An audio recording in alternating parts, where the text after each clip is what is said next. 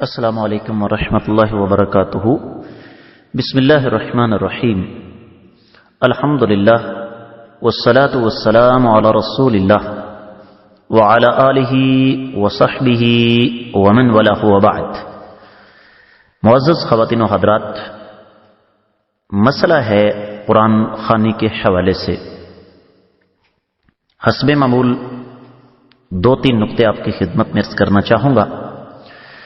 سب سے پہلے جو بات سمجھنا ضروری ہے وہ یہ کہ اللہ رب العزت نے امام الانبیاء محمد رسول اللہ صلی اللہ علیہ وسلم کو بھیجا کس لیے؟ ہر نیک کام کرنے کے لیے اور بتانے کے لیے، اور ہر برے کام سے ہمیں روکنے کے لیے۔ ایک بات ہو گئی۔ دوسری بات یہ ہے کہ اللہ رب العزت قرآن میں ارشاد فرماتے ہیں،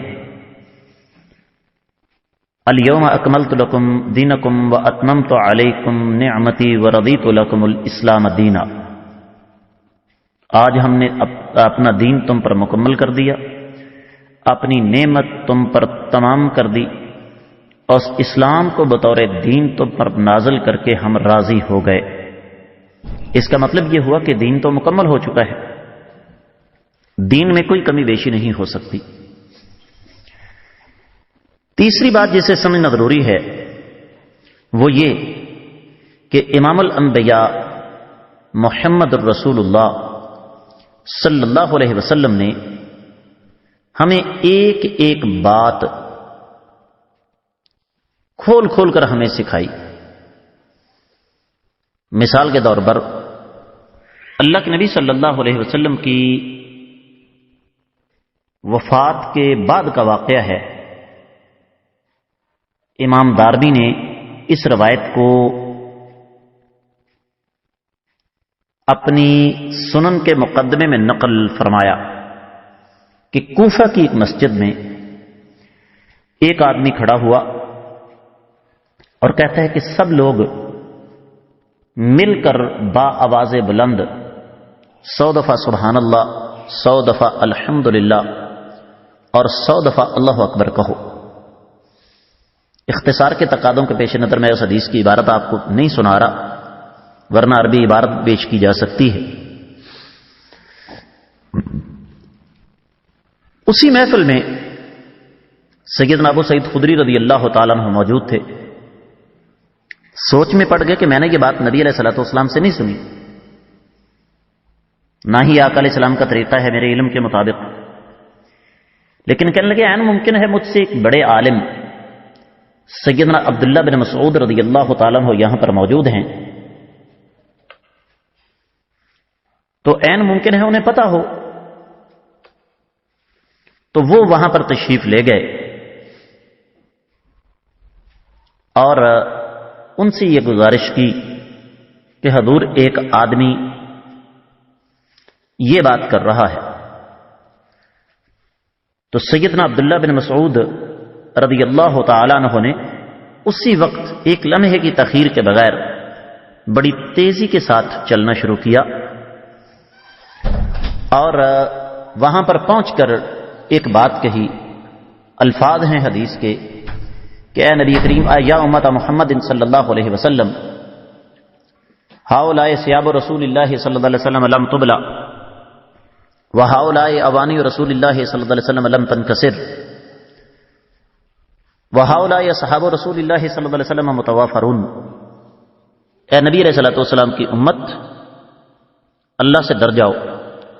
ابھی آقا علیہ الصلوۃ والسلام کا کفن میلا نہیں ہوا، ابھی آقا علیہ الصلوۃ والسلام کے برتن نہیں ٹوٹے، اور ابھی نبی علیہ الصلوۃ والسلام کے صحابہ کرام کی ایک بہت بڑی تعداد ہمارے درمیان موجود ہے، تم نے ابھی دین میں نئی بدعات ایجاد کرنا شروع کر دی۔ جبکہ سبحان اللہ، الحمدللہ، اللہ اکبر پڑھنا یہ شریعت میں نہ صرف یہ کہ جائز ہے، بلکہ ان کو مخصوص انداز سے سنت کے مطابق اگر پڑھا جائے تو نبی علیہ الصلوۃ والسلام کے فرمان کے مطابق ان میں تو بڑا اجر و ثواب ہے۔ جس طرح کہ تسبیح فاطمہ کا مسئلہ ہے، جس طرح کہ فرض نمازوں کے بعد ان کو 33 دفعہ پڑھنا ہے، تو حاصل کلام یہ ہوا کہ اگر ایک چیز دین کے اندر موجود ہے، اس کا خلیہ تبدیل کر دیں، اس کی تعداد تبدیل کر دیں، اس کی شکل تبدیل کر دیں، تو نبی علیہ الصلوۃ والسلام اسے بدعت، نبی علیہ السلام کے صحابہ کے نزدیک وہ بدعت ہے۔ ایک چیز سرے سے شریعت کے اندر موجود ہی نہ ہو تو پھر ہم لوگ اسے دین کا حصہ سمجھیں، تو آپ خود سوچئے کہ پھر ہمارا انجام کار کیا ہوگا۔ اللہ رب العزت نے قرآن مجید نازل فرمایا، قرآن عرش والے رب کی کتاب ہے، اور یہ قیامت تک کی آنے والی انسانیت کے لیے مشعل راہ ہے۔ کیا اللہ کے نبی صلی اللہ علیہ وسلم نے قرآن کو مردے بخشوانے کے لیے استعمال کیا؟ کیا آپ علیہ الصلوۃ والسلام نے اسے حلوے کی پلیٹ پر ختم پڑنے کے لیے استعمال کیا؟ اگر تو نبی علیہ الصلوۃ والسلام نے کیا ہے تو ہمیں الحمدللہ اس پر کسی قسم کا کوئی اعتراض نہیں ہونا چاہیے، لیکن اگر اللہ کے نبی صلی اللہ علیہ وسلم نے یہ کام نہیں کیا تو پھر ہم اگر کرتے ہیں تو باتیں دو ہی ہیں، یا ہمارا علم نبی علیہ الصلوۃ والسلام سے زیادہ ہے، یا ہم دین میں اپنی طرف سے اضافہ کر رہے ہیں۔ یاد رکھیے، بدعت کی تعریف یہ ہے کہ دین میں کوئی نیا کام ایجاد کر کے اس کو عبادت کا درجہ دے دیا جائے۔ ہوائی جہاز پہ سفر کرنا عبادت نہیں، کمپیوٹر انٹرنیٹ موبائل استعمال کرنا عبادت نہیں ہے، نمازیں 5 ہیں 6 نہیں ہو سکتی، طواف کے چکر 7 ہیں 8واں نہیں ہو سکتا، زکوٰۃ 2.5% ہے 3.25% نہیں ہو سکتی، رمضان کے روزے 29-30 فرض ہیں 31 نہیں ہو سکتے۔ بالکل اسی طرح عبادت کے اندر کسی قسم کا اضافہ بدعت ہے، اور بدعت کا انجام جہنم ہے۔ یقیناً ہم سب کو اس بات کی سمجھ آ جانی چاہیے۔ اللہ تعالی ہمیں بدعات سے بچنے کی توفیق عطا فرمائے۔